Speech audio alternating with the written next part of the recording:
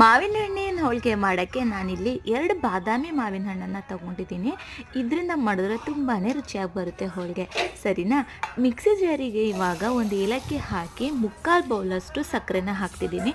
ಬಾದಾಮಿ ಮಾವಿನ ಹಣ್ಣು ಸಿಹಿ ಇರುತ್ತೆ, ಹುಳಿ ಮಾವಿನ ಹಣ್ಣು ತೊಗೊಂಡ್ರೆ ನೀವು ಸಕ್ಕರೆನ ಕ್ವಾಂಟಿಟಿ ಜಾಸ್ತಿ ಮಾಡ್ಕೋಬೇಕಾಗುತ್ತೆ, ಸರಿನಾ?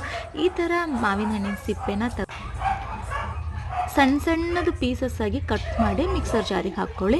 ಇಲ್ಲ ಅಂದರೆ ನೀವು ಮಾವಿನ ಹಣ್ಣಿನ ಶೇಖರಣೆ ಮಾಡುವಾಗ ಈ ಥರ ಪ್ರೆಸ್ ಮಾಡಿ ಅದ್ರ ಜ್ಯೂಸ್ ಸಹ ತೊಗೋಬೋದು. ಯಾಕಂದರೆ ಹೇಗಿದ್ದರೂ ನಾವು ಮಿಕ್ಸಿ ಮಾಡ್ತೀವಲ್ವ, ಸ್ಮೂತ್ ಪೇಸ್ಟ್ ಆಗೇ ಆಗುತ್ತೆ. ಹಾಗಾಗಿ ನೋಡಿ, ನಾನಿಲ್ಲಿ 2 ಮಾವಿನ ಹಣ್ಣಿನ ಸಿಪ್ಪೆನ ಈ ಥರ ಪೀಲ್ ಮಾಡಿಬಿಟ್ಟು ಸಣ್ಣ ಸಣ್ಣ ಪೀಸಸ್ ಕಟ್ ಮಾಡಿಬಿಟ್ಟು ಮಿಕ್ಸರ್ ಜಾರಿಗೆ ಹಾಕ್ಕೊಟ್ಟಿದ್ದೀನಿ. ಈಗ ಇದನ್ನು ರುಬ್ಕೊಳ್ಳೋಣ. ನೋಡಿ, ಈ ಥರ ನುಣ್ಣಗೆ ರುಬ್ಕೊಂಡಿದ್ದೀನಿ.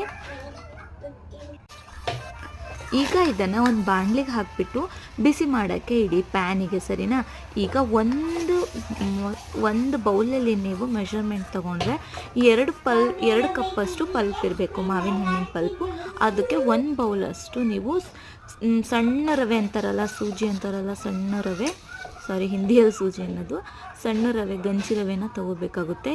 ಗಂಜಿ ರವೆ ತೊಗೊಂಡು ಮಾವಿನ ಹಣ್ಣಿನ ಪಲ್ಪಿಗೆ ಹಾಕಿಬಿಟ್ಟು ಚೆನ್ನಾಗಿ ಕುದಿಸ್ಬೇಕು.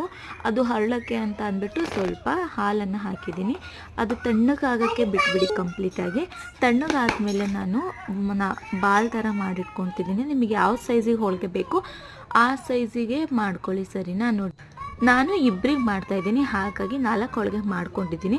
ನೀವು ಜಾಸ್ತಿ ಮಾಡಬೇಕು ಅಂದರೆ ಮ್ಯಾಂಗೋನು ಜಾಸ್ತಿ ತೊಗೋಬೇಕು, ಹಾಗೆ ಸಕ್ಕರೆ ಮತ್ತು ರವೆನೂ ಸಹ ಜಾಸ್ತಿ ತೊಗೋಬೇಕು. ದಪ್ಪ ರವೆಯಲ್ಲಂತೂ ಮಾಡೋಕ್ಕೆ ಹೋಗಬೇಡಿ, ಚೆನ್ನಾಗಿ ಬರಲ್ಲ. ಸಣ್ಣ ರವೆಯಲ್ಲೇ ಮಾಡಬೇಕು, ಗಂಜಿ ರವೆ ಅಂತಾರಲ್ವ, ಮತ್ತು ಅದನ್ನು ಇಡ್ಲಿಗೂ ಬಳಸ್ತಾರೆ ನೋಡಿ, ಇಡ್ಲಿ ರವೆನೂ ಅಂತಾರೆ, ಆ ರವೆ ಹಾಕಬೇಕು. ಈ ಥರ ಸ್ಟಫಿಂಗ್ನ ಫಿಲ್ ಮಾಡ್ಕೊಂಡ್ಮೇಲೆ ಬಟರ್ ಪೇಪರು, ಆಯಿಲ್ ಪೇಪರು ಯಾವುದಿದೆ, ಹೋಳಿಗೆ ಪೇಪರ್ ಇತ್ತು ಅಂದರೆ ನೀವು ಹೋಳಿಗೆ ಪೇಪರ್ ಮೇಲೆ ಇಟ್ಟು ಈ ಥರ ಲಟ್ಟಣಿಕೆಯಿಂದ ಉದ್ದಿದ್ರೆ ಸಾಕು, ತುಂಬಾ ತೆಳ್ಳಗೆ ಬರುತ್ತೆ.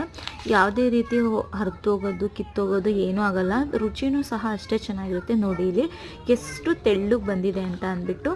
ಈಗ ಇದನ್ನು ಪ್ಯಾನ್ ಮೇಲೆ ಬಿಸಿ ಮಾಡಿ ಹಾಕಿದ್ರೆ ಸಾಕು. ಪ್ಯಾನಲ್ಲಾದರೂ ಮಾಡ್ಬೋದು, ಹಂಚ್ ಮೇಲಾದರೂ ಮಾಡ್ಕೋಬೋದು. ಇದನ್ನು ನಾನು ಎಣ್ಣೆ ಹಾಕಿ ಬಿಸಿ ಮಾಡ್ತಾಯಿದ್ದೀನಿ, ಅಂದರೆ ಬೇಯಿಸ್ಕೊತಿದ್ದೀನಿ. ನೀವು ತುಪ್ಪದಲ್ಲೂ ಸಹ ಬೇಯಿಸ್ಕೋಬೋದು. ಯಾಕಂದರೆ ನನ್ನ ಹಸ್ಬೆಂಡು ತುಪ್ಪ ತಿನ್ನಲ್ಲ, ಹಾಗಾಗಿ ಅವ್ರಿಗೆ ನಾನು ಎಣ್ಣೆ ಹಾಕಿ ಮಾಡಿಕೊಡ್ತಿದ್ದೀನಿ. ನನಗೆ ಮಾತ್ರ ತುಪ್ಪ ಬೇಕೇ ಬೇಕು, ನಾನು ತುಪ್ಪ ಮಾಡ್ಕೊಂಡು ತಿಂತೀನಿ. ಲಾಸ್ಟಿಗೆ ನೋಡಿ ಈ ಥರ ಇತ್ತು. ಮಾವಿನ ಹಣ್ಣಿನ ಶೇಖರಣೆ ಜೊತೆಗೆ ಮಾವಿನ ಹೋಳಿಗೆ ಪ್ಲಸ್ ತುಪ್ಪ ಹಾಕ್ಕೊಂಡು ತಿಂದರೆ ಸ್ವರ್ಗ ಕಣ್ರಿ. ಒಮ್ಮೆ ಟ್ರೈ ಮಾಡಿ, ಹೇಗಿತ್ತು ಅಂತ ಕಮೆಂಟ್ ಮಾಡಿ. Thank you so much.